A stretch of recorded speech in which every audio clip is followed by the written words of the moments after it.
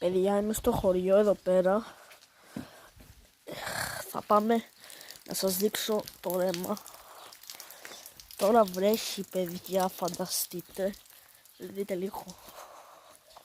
Έχουμε εδώ τη βέργα για να ξέρετε προστατευτούμε. Για να μην πέσουμε, ξέρετε. Δούμε κάπως. Δείτε εδώ πέρα. Δείτε. Απλά check out. Λοιπόν.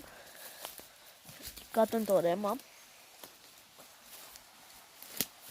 Να ξέρετε, είναι πολύ επικίνδυνο. Ίσως τα καταφέρουμε. Δεν σκοτωθούμε όμως. Αλλά δεν έχουμε σκοτωθούμε εμείς κάτι. Πάμε τη μαγκούρα. Και φτάσαμε. Το ρέμα.